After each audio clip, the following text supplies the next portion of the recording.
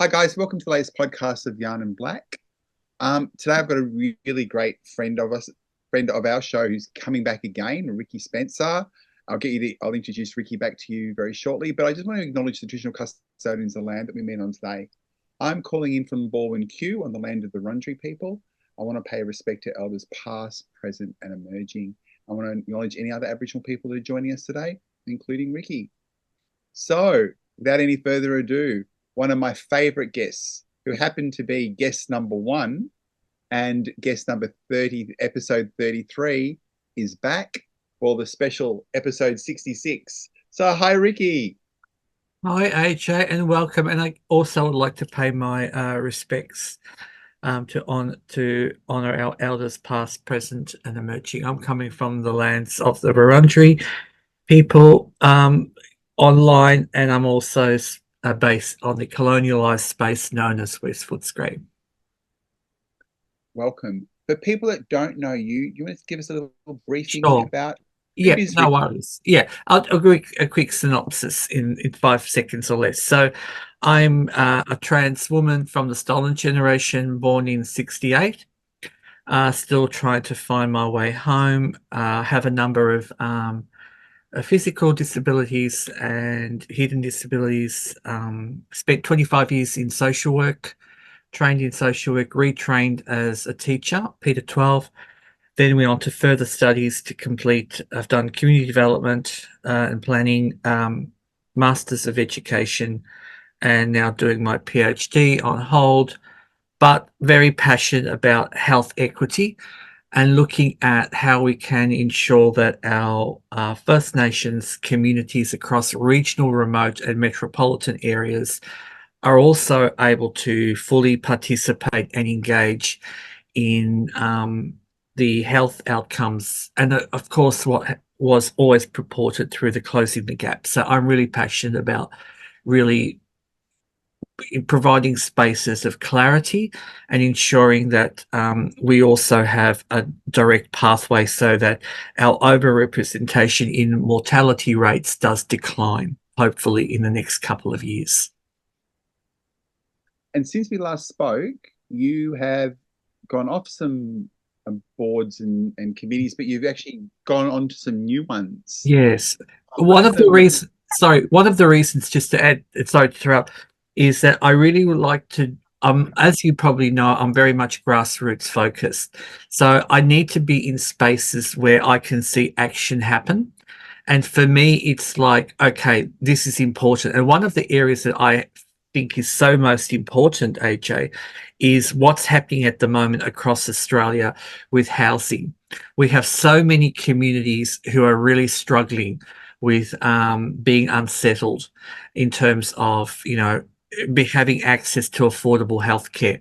And I just feel like I've got to go out there and do something. And I'm really concerned that with the rollout of digital health, we also have to ensure that communities, regional and remote, um, are not forgotten, and that when anything that we call digital literacy, we've got to ensure that digital literacy is culturally embedded so that every person understands how to access it and to know where they can obtain their most appropriate, affordable, and close proximity to health. So that's, sorry, as a nutshell, that's sort of what my focus has come now, I guess, onto the public health space, because I feel that within the next 5 to 10 years, we really have to get it right, because we are in a strange period of historical times where neoliberalism and has come to a kind of like juncture where the idea of home ownership for some is just out of reach. But also, we're looking at how do we re-emerge with Medicare? How do we re-emerge with the universal health coverage? And what does it mean to provide healthcare for a whole uh, continent, as in Australia? so tell us where you're up to at the moment. What committees have you left, and what are you currently involved in now? Sure. I guess I left a few like OzPath, which is the leading transgender and health professional body that supports trans and affirming care. I can't remember because it's sort of like I go on and off. I've just yesterday rejoined another Australian Sociological Association co-chairing disabilities interest group in Australia, because there is such a need, especially with the changes to NDIS. Also understanding how do we work in spaces now with the reduced funding in a lot of grassroots programs. So we need to really make sure that there are voices being heard and forging a closer relationship with the living experience workforce, especially for our communities, because you would probably know yourself, AJ, that when it comes to the push for living experience involvement from our communities, we don't really have as many people from Indigenous communities to sit in these spaces, especially those from LGBTIQ and those living with disabilities, older First Nations people living in regional and remote areas that really we need to hear from. You know, we need to hear what is not working. And these are the people and communities that I'm very much passionate that we need to really kind of bridge that gap.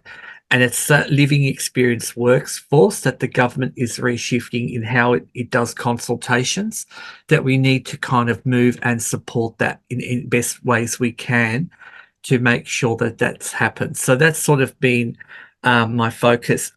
One of the fantastic projects that I'm very privileged to have also been appointed to is the LGBTIQ Health Australia. It's the first ever national aging and health wellbeing network, and it's forged primarily within the focus of LGBTIQ. However, and people who know me know that if we get it right for one subpopulation, we can get it right for everything. Like I remember speaking to one of the elders recently who gave a talk and said, you know, if we can get cultural sensitivities right in a space, like with raps, we can then get everybody benefits. You know, we benefit by understanding and respecting diversity of opinions, understanding and situating where we all are in terms of power, access to power and change. So for me, it's really understanding the aging communities in Australia, making sure that any space that any people who are older and have to go into care are afforded the same respect that they would get if they were still living in their own homes. So I'm really passionate about making sure things like food, through the sensitivities of making sure that the bedding is comfortable for people, remembering that a lot of communities don't necessarily like concrete. Who does? So why can't we redesign a lot of these older care spaces with more windowing or more lighting, access to gardens, you know? The other big thing is smell. Why can we not incorporate gardens with certain herbs and spices that reinvigorate or transcend healing? So I'm really passionate at merging the two cultures when we're looking at care. So those two I'm really passionate. The other one that we're working with RDoC and YarninBlak is where part of a consultancy in developing some videos for people from communities. So people who are accessing alcohol and drug treatments, how can we make that more accessible for people who are intersectional presented? So we're looking at developing some short videos for people so that when they come in, they can watch them in the privacy of their own rooms or at home. Because there is this assumption that anybody who comes who can declare that whether their sexuality or gender, you know, everyone's journey is different. And I also respect the fact we must always respect privacy. Not everybody needs to come and declare and make a public statement about who they are or who they love. And I still believe that it's a personal choice that comes from within. So how do we support that respectively? And we ensure that people's dignities are respected. Because I, like you, I'm very passionate about reducing the suicide rates. And I know you do so much fantastic work in leading the way of mental health first aid. And I'm very privileged to be in one of your training sessions where I did my first day of training in mental health. And for me, I took away from that many learnings. And one of them was that, you know, how can we work closely with communities and really supporting our men and boys to be comfortable with who they are? Because that's so important, isn't it? That we really provide strong foundations. And sorry, I am talking a lot, AJ, but you know, you catch me on my passionate things, and this is something I'm very passionate about. AJ, my work, I recently teamed up with Black Dog Institute and Q Life and did a video again about intersectionality and understanding suicide, understanding seeking help, and what does a good service look like. And for me, accessing a service has to be someone who understands, who accepts the person of who they are, and just means that allows the person to sit where they're at and kind of helping them, guiding them without telling them what to do. And that to me is a difficult balance, but it's an important balance. And I'm friends with you on Facebook, and I did notice that it was a couple of weeks ago when you went to a hospital, for example. Oh, you were saying, as much as you were disclosing who you were, the staff were still not recognizing who you actually were. no, it was really sad, AJ, because when they rang up and said to me, one, they said they go through a list of who you are and everything, and one was, you know, do you identify as Indigenous or Torres Strait Islander? And I said yes, and then they mustn't have written that down or something. So that was, you know, that was by. But the other one was, I said, look, is it okay? I want to tell you I'm a transgender woman. I hope that's not going to be a problem. And the person said, no, that's okay. And I said, because my paperwork may not necessarily match up with that when I come into the hospital's admissions. He said, oh, no, I'll take a note of it. That should be all fine. I said, okay.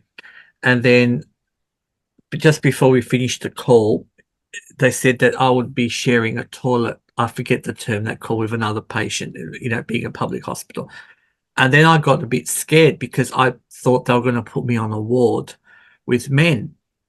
And I said, look, I'm very uncomfortable if I have to share a room with other people and you put me with men. One, I feel myself, am I going to be interrogated or laughed at or ridiculed? I said, oh, no, it won't be like that. It'll be a one person. But you see, there was no sort of understanding. It was just rushing me through HA because it was like in the public health system. If they have a vacancy, they ring you up on the morning and you're expected to, in that afternoon or the following day, to be ready, you know. So I go there. And, you know, I have a disability, so I have my sticks to walk. So I had to get there, and it was hard because it's very hard to navigate in that hospital space. And then when I get there, the person sort of looks at me and they say, Rick. And I said, oh, no, sorry, it's Ricki.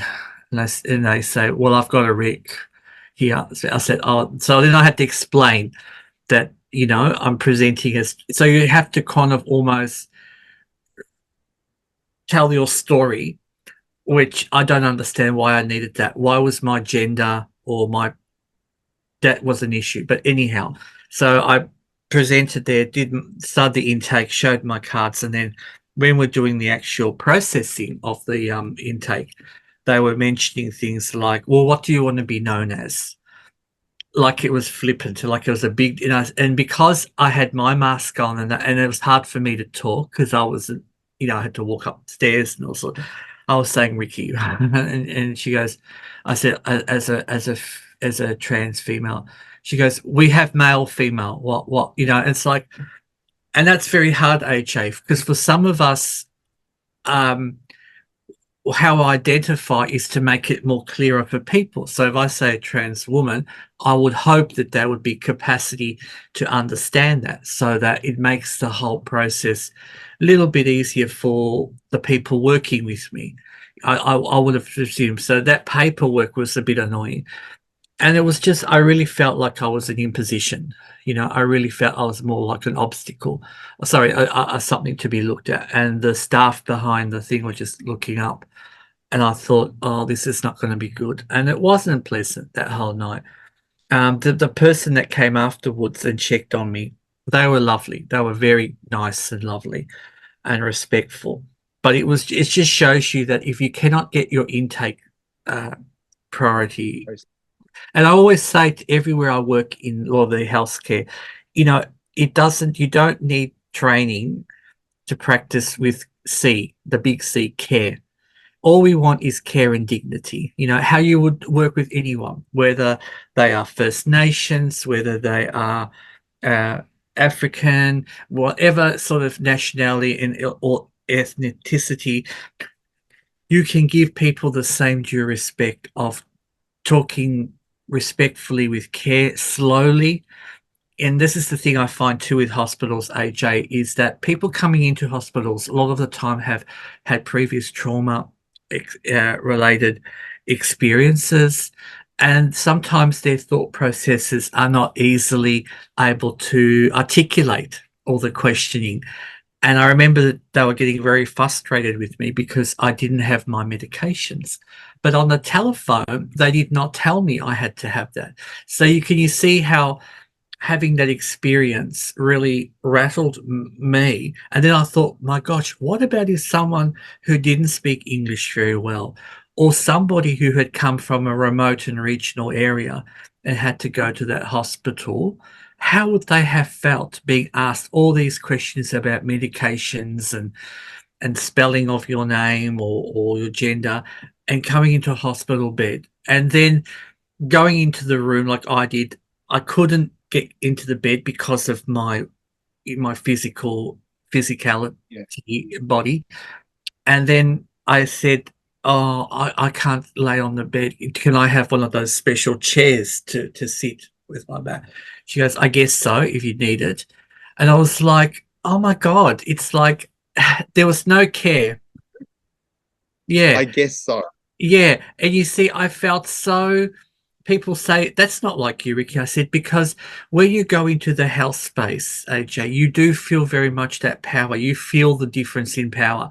And if you feel that the person that's with you does not like you or does not connect with you, you are less likely to affirm yourself more, because you fear that if you start to affirm yourself more, then maybe you will get a worse care option.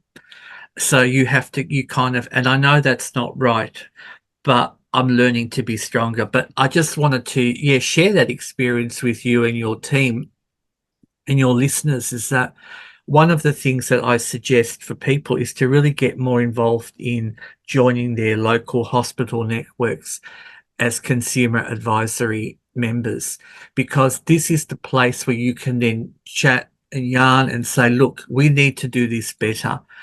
How can we work better to make people feel safer, connected, and with care? And then when you send somebody off in the morning at 6:30, where there's no buses, no nothing, and they're on a pension, and to not even give them an opportunity to say, how will you get home? Do you want someone to arrange for a taxi, or can, to give that, and here I am walking down the streets in the dark thinking, oh my God, please get me to a nearest bus stop or something. And it was like 2 degrees in the night. It was just not a pleasant experience for me. And I kept thinking, touch wood, thank God at least I had the resilience and capacity to kind of know how to get home.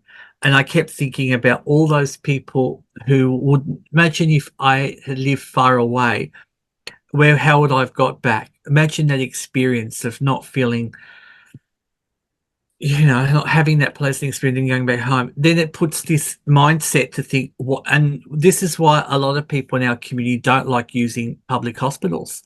If you don't have care and you don't have some form of respect, we think, what, it's sometimes better to just not go to a space where you don't feel welcomed. And that's no good. So I'm all about changing that. Do you think that staff member learnt something from you, or you think it just went straight over their head? No, I think that it went straight over their head. I think I was just a process. I was just the next person on the list. They perhaps were just finishing their shift, and perhaps they didn't. I think they don't even enjoy their job. Perhaps it was just something that it was. I felt it. There was something disconnected with this person, and because I'm very much I'm used to being surveilled my whole life. I've used to being people looking at me, and that I pick up on that. So,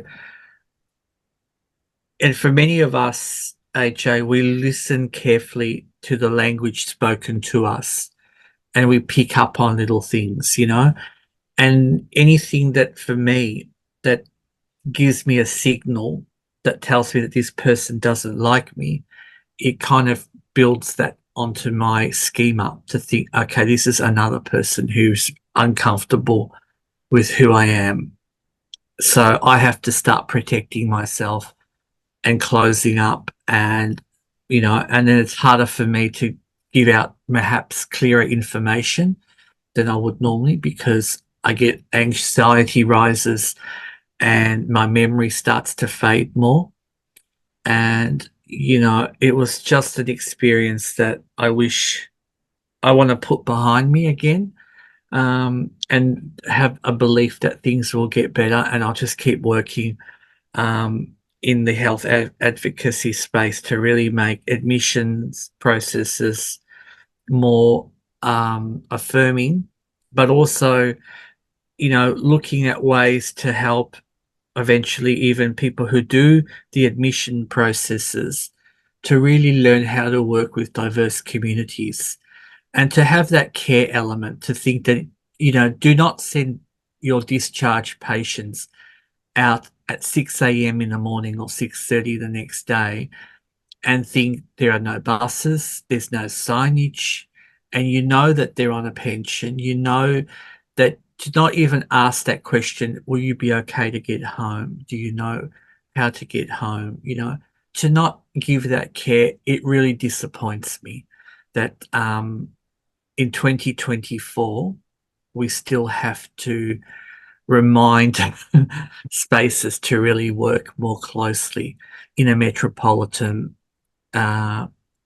hospital, you know. And I think we can do better. And it's not about AJ money, it's just about attitude. You know, it doesn't cost any money to be nice to people, you know. And yeah.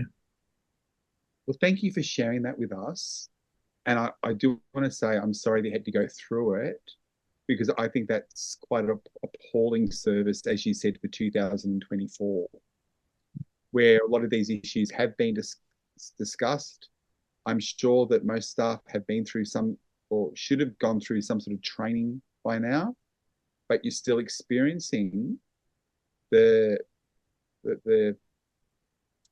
it is discriminate the discrimination and the poor thought processes of you know, a patient that comes to a hospital who often comes in pain, in psychological distress. You're not there for a social chit chat, catch up. You're there because you're unwell, and this doesn't make the process any easier. So Especially AJ if you're neurodiverse.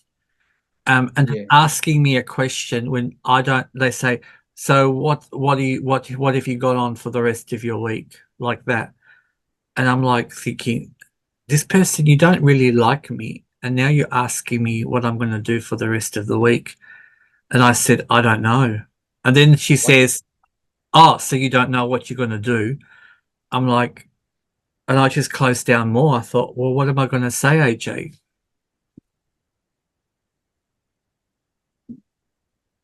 Change topic for a second. I wanted to say, I see you've been doing some work with Breast Screen Australia. Yes, well, thank you. That's a good news, darling. That's a good news. Yeah. So I just yesterday, I'm part of the Australian Breast Screen Expert Advisory Group. So I sit there representing First Nations consumer perspective. So, and that's an honour to be there as a trans woman as well. but really looking at what are we doing in terms of making sure, especially, that we have breast screening availability and increase the rates of screening for those in regional and remote areas and hard to do, especially in WA because of the localities. So the idea of having more portable vans to go around to spaces, I think, is the key to success. So we talk about that. We talk about, because as you may know, AJ and your listeners, at the moment, when it comes to breast screening, every state has its own jurisdiction and works under the autonomy of the state and is funded under the state-based model. Yet we are all these artificial borders that we've created in this continent. I'm probably not using the right word here. Continent is that the lands are such that if someone wants to move between states, then that information is not necessarily readily available in the following space. So if someone needs to get a screening and they need to have it done every 2 years, so we know that at the moment it's sort of recommended for women and those who are affirmed women over 50 to 75 is the key area to which we must all screen. And then, of course, there are other factors such as your susceptibility, family history, which might be a bit younger, around 40. So, and again, I'm not a doctor at any stage, and I would always recommend your listeners to go and speak to your health professionals to get guidance on where you fit into that category of screening. But we're looking at ways to make it. Can we do better with screening? Can we create spaces to get reminders better? Our women who are incarcerated, how do we look after them? Can we make it easier for them when they're incarcerated to be screened? Can we look after our women who are homeless and unsheltered to make sure that they are afforded the care? We know that First Nations women are overrepresented in the later stages of cancer and mortality rates. So what does that mean? One of the things is it means that our women don't necessarily go to hospitals earlier on or screen early. So we need to work more closely with that. For me, one death is too many. So how can we, anything that's preventable, we need to look at resourcing. We need to look at ways to work better, more effectively, and creatively too. My passion is that can we create spaces that are near gardens and that for people? Wouldn't it be lovely if there could be like the vans and that could travel near areas of where people can yarn and felt welcome and sit together as women can sit together and maybe share stories and heal each other with words and together collectively support each other through.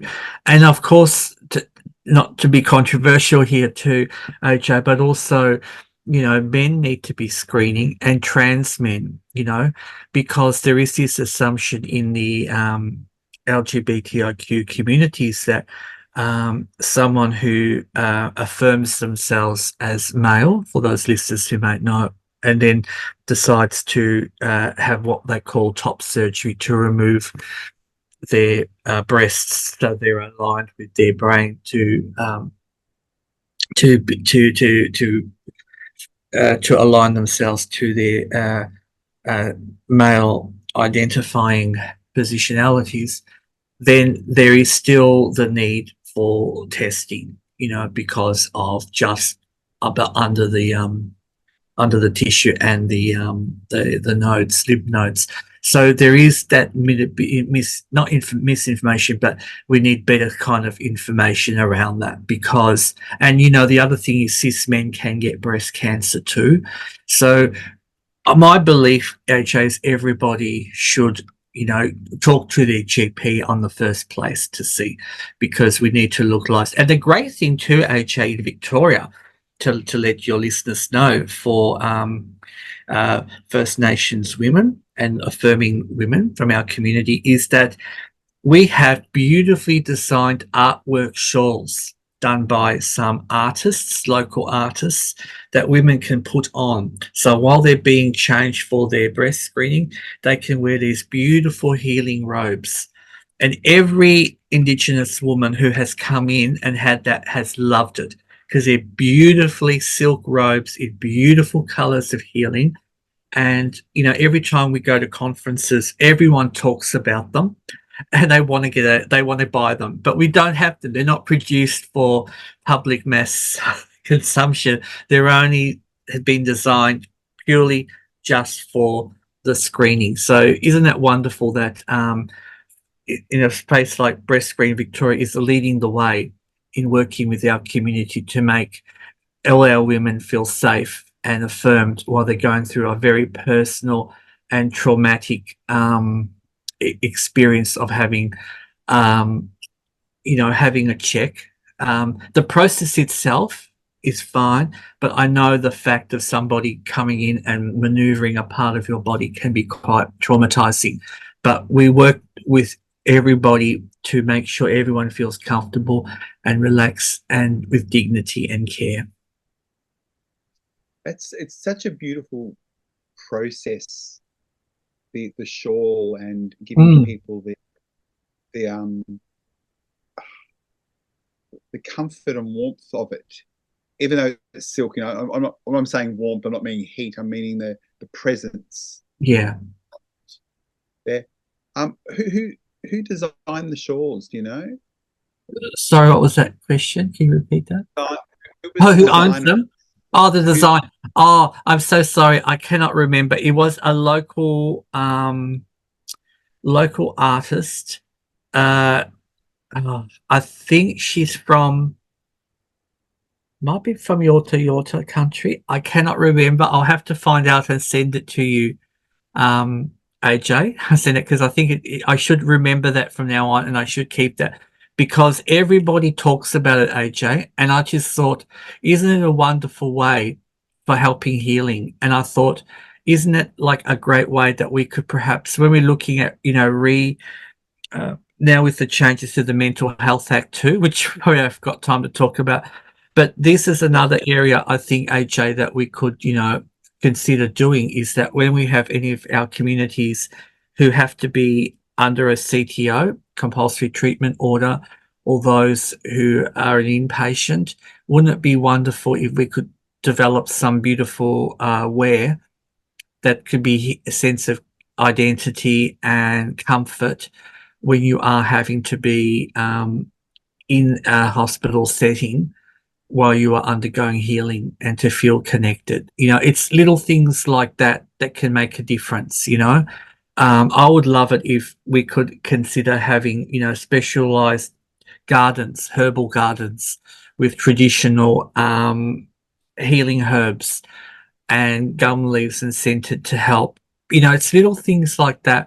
I always say that don't cost too much, but it means a lot to one person who, I always know if I rub the fresh eucalyptus leaves on my hand and I smell it, I always feel better for it. I do that with rosemary. Oh, really? Okay.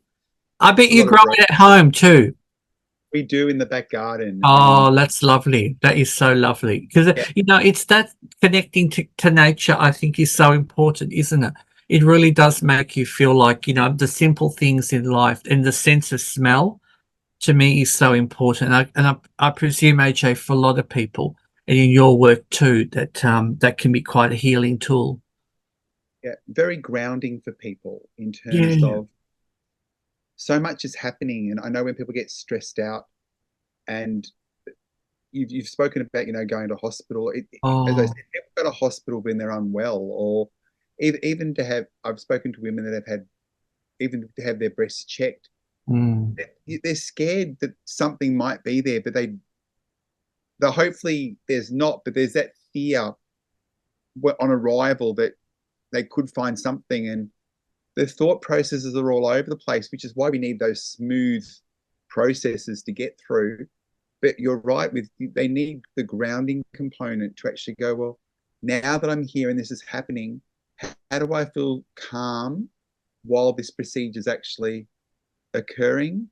right this minute? What do I need culturally? What do I need to ground me and to slow down that high levels of stress or high levels of psychological distress that we're carrying Absolutely. around?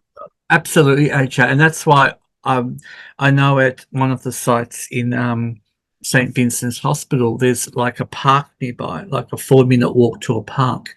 Now, wouldn't that be wonderful if in the future we could develop or organise where uh, women could come together, meet before in the park as a group, maybe sit down in a circle, have a chat, share a meal together, sing some songs, and then go over as a group, get screened, support each other, come back to the park, close up the circle, and then at least you have that support. So that experience doesn't become so alienating and so medicalized that it becomes something to celebrate, womanhood and survival and resilience. Because sometimes I guess we have to remind ourselves that there are, medical intervention, and it is medical intervention, has a place in time. And for many people in different ethnicities and cultures as well, it's really hard when you're going into a foreign place with apparatuses and someone telling you to remove. It's an intimate process of removing your clothing, being positioned in ways that are unnatural, and really having no control over what's happening for that 5-7 minutes, and it's something that we need to have these open conversations, but we also need to support our community for it. And in order to get more of our women screened, we really need to think, well, how can we work? And we know that we work better when we're together, where we have kinship, when we've got connections, where we come together.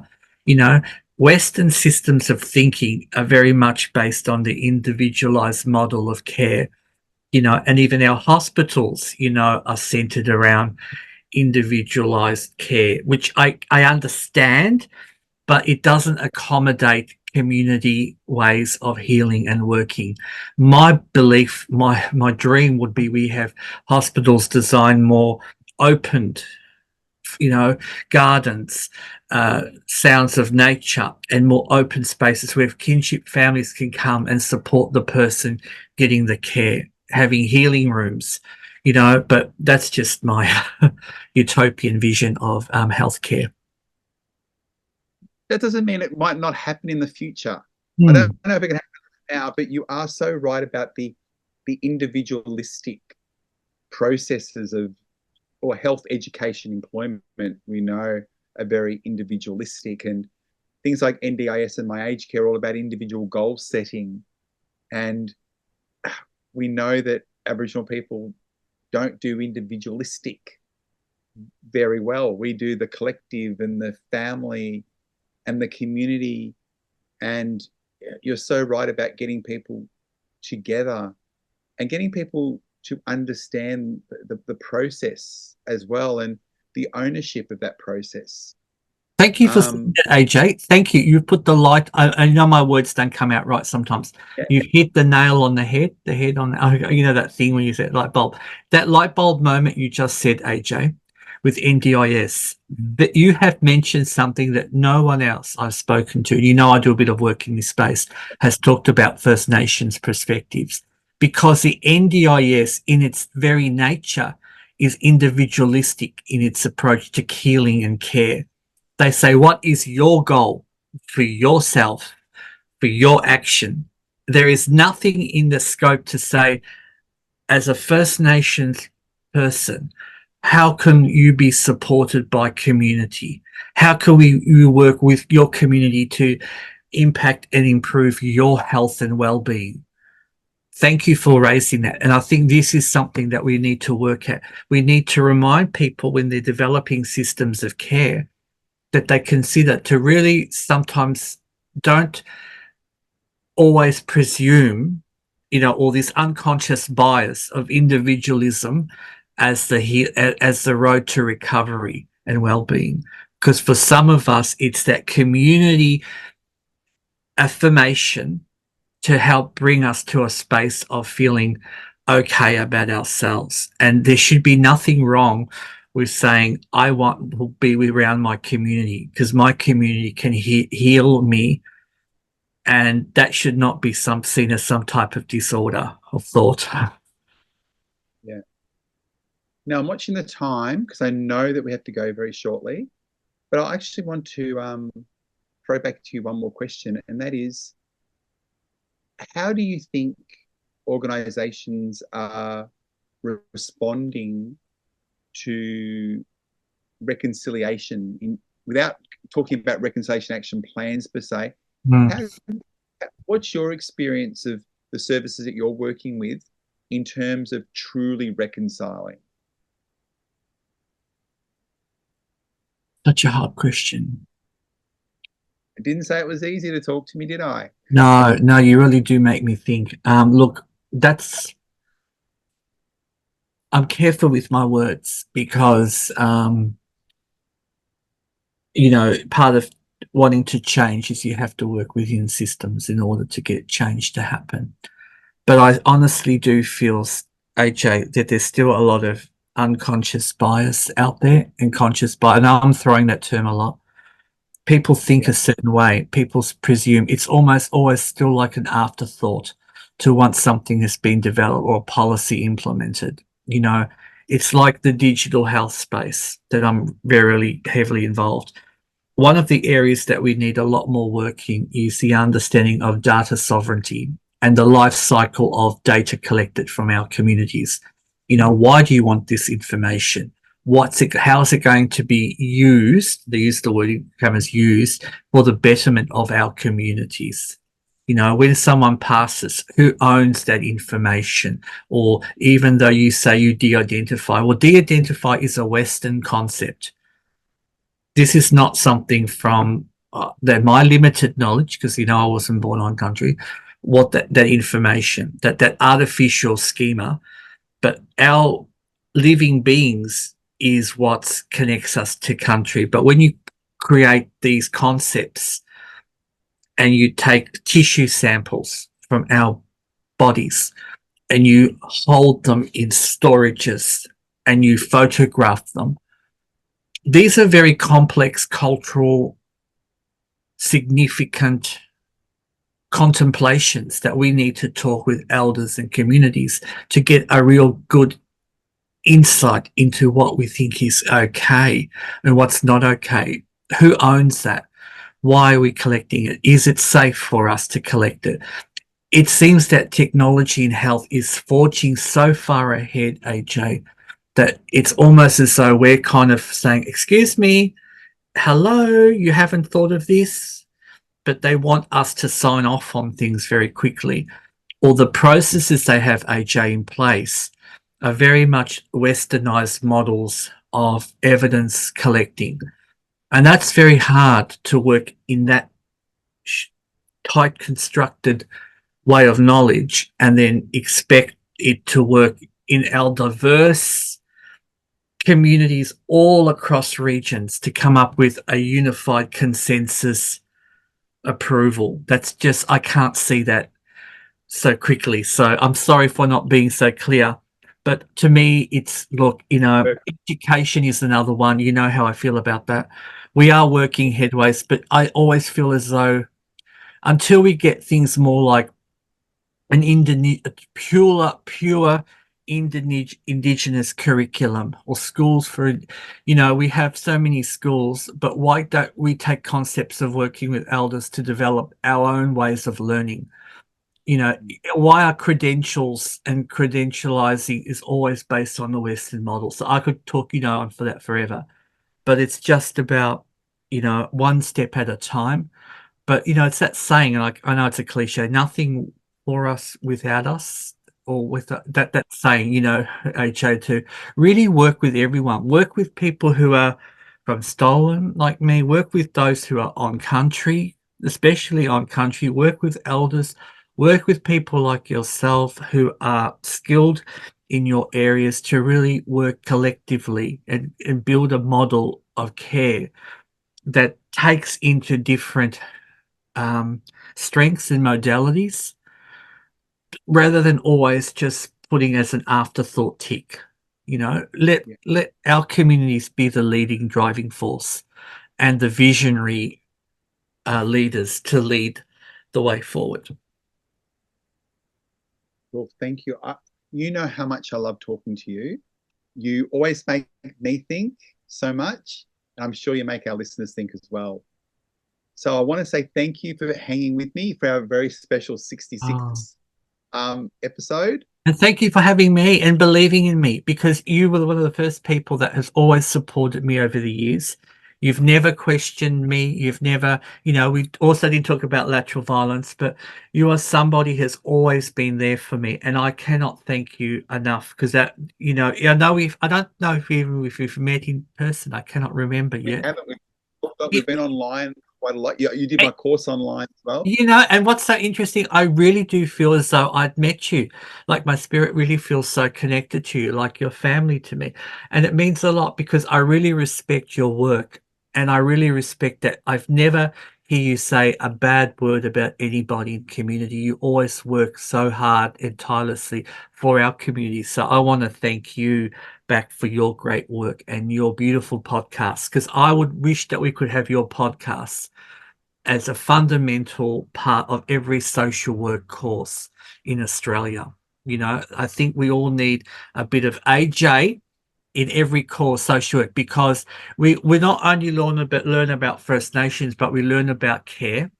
And I remember with your course, your mental health first aid course, you really do make us think about ways of seeing something and being with the person and being centered at that moment for the person. That I think something that it always stays with me. Your course, it really means the world to me. So thank you, AJ. Big hug coming towards you. And guys, I want to say thank you for joining us, and I'll see you at the next podcast. And thanks, Ricki. Bye.